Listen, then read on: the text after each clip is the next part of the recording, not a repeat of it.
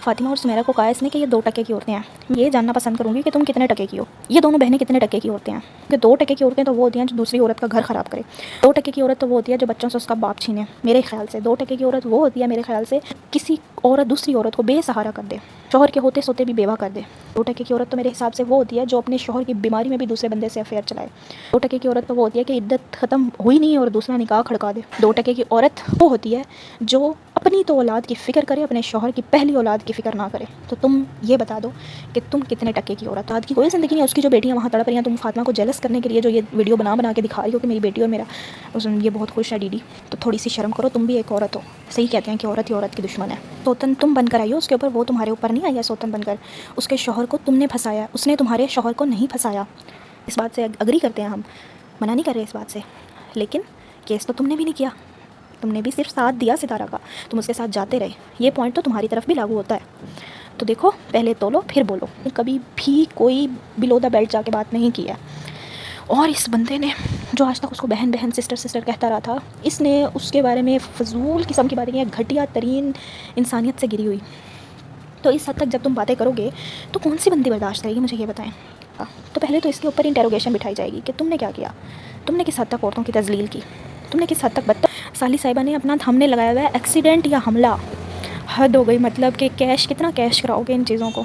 देखो बात यह है कि वैसे तो वो निकलता नहीं छमिया के बगैर, अकेला तो वो जाता नहीं, जहाँ जाता है इसको साथ लगा के जाता है। और एक्सीडेंट सिर्फ इसका अकेले का हुआ है, छमिया बीबी का नहीं हुआ एक्सीडेंट। पब्लिक पागल नहीं है, पब्लिक सब समझती है, हर एक चीज़ पिक कर लेगी आपकी वीडियो में से। कि हम लोग ड्रामा रचाएंगे कि प्रेग्नेंट हूँ, उसके बाद कहेंगे कि जी फ़ातिमा की वजह से मेरा अबॉर्शन हो गया, या जो भी हुआ फ़ातिमा की वजह से हुआ मिसकैरेज। तो ये तुम्हारा ड्रामा पे बैठती हो, वोटिंग करती हो और पता नहीं क्या क्या करती हो, बाहर का खाना खाती हो डेली। तो उसके बाद तुम्हें क्या लगता है कि वो तुम्हारी जो तुमने कंसीव किया है क्या वो रहेगा? वो तो वैसे ही इतनी ज़्यादा एहतियात की ज़रूरत होती है इन केस में। अगर तुम वो एहतियात ही नहीं कर रही हो तो बेबी तो वैसे ही नहीं रहेगा। तो अब तुम क्यों पीछे हट रहे हो? अब डरने की क्या बात है? अब पीछे हट गए रिएक्शन से, पता लग गया ना कि अब डंडे पड़ेंगे।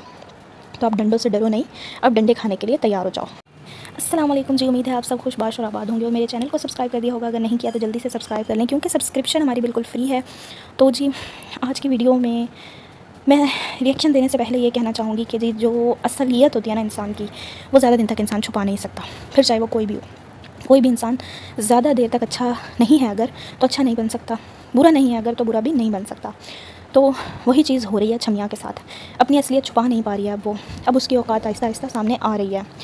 बात शुरू करूँगी केस से, डीडी के केस से। डीडी ने जो केस किया है नौशीन सिस्टर पर, तो उसमें इतना डर क्यों रहा है फिर वो? पहले तो उसने नौशीन के कैरेक्टर असैसिनेशन की, पहले तो उसने इतना कुछ बोला उसके कैरेक्टर पर, उसकी वीडियोस, अपनी वीडियोस पर थंबनेल लगाए उसके पिक्चर्स के, हाँ, और उसको किन किन अल्फाजों से बुलाया डीडी ने। तो अब डर क्यों रहा है? अब अगर आप इसके रिएक्शन वीडियोस देखें तो इसके चेहरे पर डर, खौफ वाज़िया तौर पर है। और ये कह रहा है कि मैंने तो कुछ कहा नहीं आपसे, मैंने तो सिर्फ प्रूफ मांगा था। तो तूने प्रूफ नहीं मांगा था, तूने उसकी इंसल्ट की थी, और इंसल्ट भी इतनी ज़्यादा की थी कि उसने बहुत, मतलब तज़लील की हद तक तूने उसको बहुत तज़लील की थी उसकी, ठीक है। तो तूने जो उसकी इतनी तज़लील की थी, उसके बाद वो केस कर सकती है तुम पर, समझ आई ना। और जब उसने केस कर दिया है तो अब तुम क्यों पीछे हट रहे हो? अब डरने की क्या बात है? अब पीछे हट गए रिएक्शन से, पता लग गया ना कि अब डंडे पड़ेंगे। तो अब डंडों से डरो नहीं, अब डंडे खाने के लिए तैयार हो जाओ। दूसरी बात, ये छमिया पहले तो प्रेग्नेंट थी नहीं ये प्रेग्नेंट, ये सब ढोंग था कि हमारी वीडियोस चल जाएंगी, गुड न्यूज़ करेंगे अगर हम। तो देखो, तुम अभी आई हो यूट्यूब पर, तुम्हारा इतना बड़ा नाम नहीं है, तुम अपने आप को ना बड़ी सितारा यासीन समझने की कोशिश, या गलती, मैं इसे गलती ही कहूँगी, गलती ना करो तो बेहतर होगा। तो तुम्हारी गुड न्यूज़ से फ़र्स्ट ऑफ ऑल किसी को कोई फ़र्क नहीं पड़ता। सेकेंडली, कोई गुड न्यूज़ थी नहीं, ठीक है। और मान लो अगर थी भी, तो तुम जो इतने लंबे ट्रैवलिंग कर रही हो, उसके बाद तुम झूलों पे बैठती हो, वोटिंग करती हो और पता नहीं क्या क्या करती हो, बाहर का खाना खाती हो डेली। तो उसके बाद तुम्हें क्या लगता है कि वो तुम्हारी जो तुमने कंसीव किया है क्या वो रहेगा? वो तो वैसे ही इतनी ज़्यादा एहतियात की ज़रूरत होती है इन केस में। अगर तुम वो एहतियात ही नहीं कर रही हो तो बेबी तो वैसे ही नहीं रहेगा।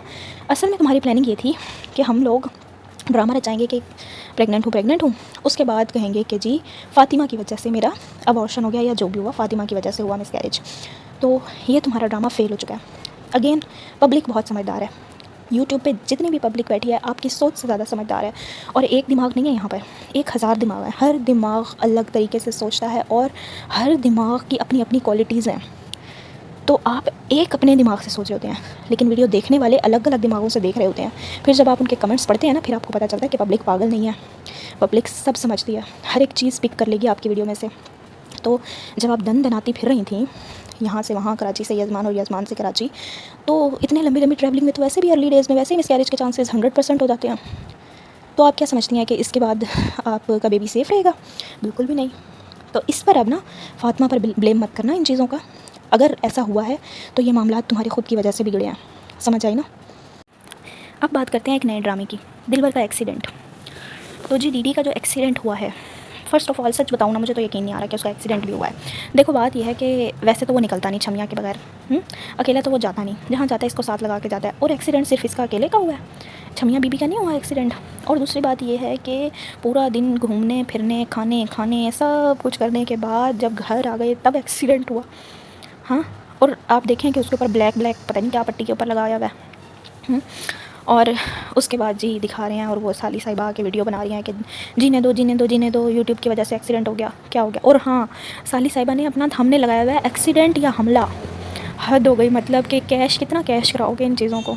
कैश कराने की कोशिश देखें, आपके थंबनेल पे लगा रही है कि ये एक्सीडेंट हुआ है या किसी ने हमला किया डीडी पर। मतलब लोगों को सस्पिशियस न्यूज़ देने के लिए, कि लोगों को सस्पेंस में डालने के लिए कि जी डीडी पे तो हमला हो गया। इतना बड़ा नहीं हुआ डीडी के उसके ऊपर हमले होने लग जाएँ, फजूलियात बातें करते हैं। तो बात यह है कि डीडी के अंदर इतना दमखम नहीं है। पहली बात ये कि ना वो केस उसने जो नोटिस भेजा है ना, वो नोटिस भी आप पढ़े ना तो वो, अब मैं क्या बोलूँ, लीगल नोटिस तो मैं भी किसी को भेज दूँ, अभी किसी को भेज दूँ उठा के, एक्शन लेने की भी बात होती है ना, उस पर लगते हैं डॉलर्स, पैसे लगते हैं उसके ऊपर, बहुत ज़्यादा पैसे लगते हैं। और औरत की तजलील करने वाला अगर ये बंदा केस करेगा तो पहले तो इसके ऊपर इंटेरोगेशन बिठाई जाएगी कि तुमने क्या किया, तुमने किस हद तक औरतों की तजलील की, तुमने किस हद तक बदतमीज़ियाँ की, है ना। तो जब तुम औरतों की तजलील करोगे तो क्या तुम्हें जवाब नहीं मिलेगा? कहता है कि मैंने तो जवाब दिया, मैंने तो किसी से सवाल ही नहीं किया। तूने सवाल नहीं किया, रिएक्शन वाले तो रिएक्शन देंगे। वो तो हर एक चीज़ को, जब तुमने अपनी लाइफ को पब्लिक किया हुआ है, वो तो रिएक्शन देंगे कि जी अपना पॉइंट ऑफ व्यू रखेंगे, रिव्यू देंगे। और उन्होंने कभी भी, मैं नौशीन सिस्टर की बात करूँगी कि उस बंदी ने कभी भी कोई बिलो द बेल्ट जाके बात नहीं की है। और इस बंदे ने जो आज तक उसको बहन सिस्टर कहता रहा था, इसने उसके बारे में फजूल किस्म की बातें की, घटिया तरीन इंसानियत से गिरी हुई। तो इस हद तक जब तुम बातें करोगे तो कौन सी बंदी बर्दाश्त करेगी, मुझे ये बताएं। कोई भी बंदी, औरत और उसका शौहर, जो कि शौहर वाली औरत हो, वो तो ज़रूर एक्शन लेगी, वो तो कानून का दरवाज़ा खटखटाएगी। अब तुम्हारी क्यों जान निकल रही है, अब क्यों तुम्हें डर लग रहा है, किस वजह से डर लग रहा है अब तुम्हें? अब झेलो, जो तुमने कारनामा किया उसको झेलो। मैं तो कहूँगी नौशीन सिस्टर से बिल्कुल पीछे मत हटना। और ये इतना डर गया है कि सितारा को पीछे लेकर आया है और बोल रहे हैं कि सितारा के टाइम पे केस क्यों नहीं किया, इसने केस क्यों नहीं किया। पॉइंट देखें उठाता ये कि तुमने चैनल पे बैठ के तो सितारा की साइड लिया, तुमने केस क्यों नहीं किया। अजीब व गरीब किस्म की बातें हैं इसकी। तो बात ये है कि केस तो तुमने भी नहीं किया, लगवाते तो तुम भी सितारा के ही पैसे रहे हो, जाते तो तुम सितारा के साथ थे, मानते हैं, साथ तो तुमने दिया, इस बात से अग्री करते हैं हम, मना नहीं कर रहे इस बात से। लेकिन केस तो तुमने भी नहीं किया, तुमने भी सिर्फ साथ दिया सितारा का, तुम उसके साथ जाते रहे। ये पॉइंट तो तुम्हारी तरफ भी लागू होता है।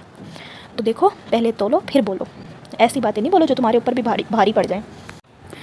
और छमिया से मैं सिर्फ यही कहना चाहूँगी कि तूने तो अपनी औकात दिखा दिया। इसने फ़ातिमा और सुमेरा पे बैठ कर जो बातें की हैं, ये 2 टके की औरतें हैं। फ़ातिमा और सुमेरा को कहा इसने कि ये 2 टके की औरतें हैं। मैं ये जानना पसंद करूँगी कि तुम कितने टके की हो, ये दोनों बहनें कितने टके की औरतें हैं। क्योंकि 2 टके की औरतें तो वो होती हैं जो दूसरी औरत का घर ख़राब करे। 2 टके की औरत तो वो होती है जो बच्चों से उसका बाप छीने। मेरे ख्याल से 2 टके की औरत वो होती है मेरे ख्याल से जो किसी औरत, दूसरी औरत को बेसहारा कर दे, शौहर के होते सोते भी बेवा कर दे। 2 टके की औरत तो मेरे हिसाब से वो होती है जो अपने शौहर की बीमारी में भी दूसरे बंदे से अफेयर चलाए। 2 टके की औरत तो वो होती है कि इद्दत ख़त्म हुई नहीं और दूसरा निकाह खड़का दे।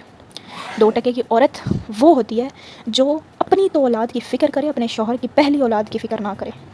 तो तुम ये बता दो कि तुम कितने टके की औरत हो।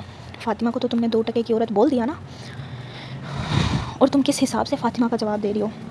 फ़ातिमा ने तो कभी कोई इस तरह की बात नहीं की। हाँ, तुम्हारी बहन की तरफ से ज़रूर टाइम एंड अगेन बातें आती रही हैं, जितनी भी टॉन्ट्स आते रहे हैं, आखिर कब तक वो चुप रहेगी। उसने तो फिर भी बहुत ही इज़्ज़त और तरीके से जवाब दिया तुम्हें, और तुम आके कहती हो कि 2 टके की औरतें। हज ने और डीपी थंबनेल पे तुम बुर्के की तजलील करती हो इस तरह की पिक्चर लगाकर। तुम साबित क्या करना चाहती हो? तुम बहुत ज़्यादा टके की हो ना, अगर तो साबित करो। इस हिसाब से तुम हो बहुत टके की और वो 2 टके की है। मैंने तुम्हें बताइए, कैटेगराइज़ कर दिया मैंने कि 2 टके की औरत कौन सी होती है। अब तुम बताओ कि तुम कितने टके की हो। सौतन तुम बनकर आई हो उसके ऊपर, वो तुम्हारे ऊपर नहीं आई है सौतन बनकर। उसके शौहर को तुमने फंसाया, उसने तुम्हारे शौहर को नहीं फंसाया। पहले भी तुमने दूसरी शादी, किसी के घर ख़राब करके दूसरी शादी की और उस बेचारे को कब्र तक पहुंचाया। पता नहीं उसके साथ क्या हुआ, अल्लाह ही बेहतर जानता है, मैं किसी पे इल्ज़ाम नहीं लगाना चाहती, लेकिन उसके साथ जो भी हुआ वो अल्लाह की तरफ से हुआ। लेकिन अब तुमने जो घर ख़राब किया है, चलो ठीक है तुमने कर ली शादी, लेकिन अब तुम्हारा नहीं ये बातें बोलना बनता कि मैं बर्दाश्त कर रही हूँ, मैं बर्दाश्त कर रही हूँ। तुम क्या बर्दाश्त कर रही हो? तुम उसको लेकर बैठी हो कितने टाइम से यजमान में, तुम क्या बर्दाश्त कर रही हो? तुम उसको अपने बच्चों से दूर करके बैठी हो। हाँ, वो कुछ टाइम के लिए बच्चों के बीच में रहा है, वो भी क्या बच्चों के बीच में रहा है, वीडियो बनाने के लिए आया और रातों को तो वो तुम्हारे पास ही रहा है, और अब भी तुम उसको लेके बैठी हो दिन रात वहीं पर ही यजमान में। क्या उसकी कोई फैमिली नहीं है? उसकी पहली बीवी और बच्चों का कोई हक़ नहीं है उस पर, सिर्फ तुम्हारा हक़ है। और तुम वीडियो बना बना के दिखा रही हो कि देखो मेरी बेटी और ना मेरा शौहर आपस में कितने खुश हैं, ऐसे ही रहें, अल्लाह करे। ठीक है, होंगे खुश, तो क्या वो अपनी औलाद के साथ खुश ना रहे? उसकी औलाद की कोई ज़िंदगी नहीं है, उसकी जो बेटियां वहाँ तड़प रही हैं, तुम फातिमा को जेलस करने के लिए जो ये वीडियो बना बना के दिखा रही हो कि मेरी बेटी और मेरा ये बहुत खुश है दीदी, तो थोड़ी सी शर्म करो, तुम भी एक औरत हो। सही कहते हैं कि औरत ही औरत की दुश्मन है। इससे ज़्यादा मैं कुछ नहीं बोल सकती। आज का मेरा रिएक्शन यहीं तक था। अपना बहुत सारा ख्याल रखिएगा, दुआओं में याद रखिएगा। मिलती हूँ मैं आपसे नेक्स्ट वीडियो में। अल्लाह हाफ़िज़।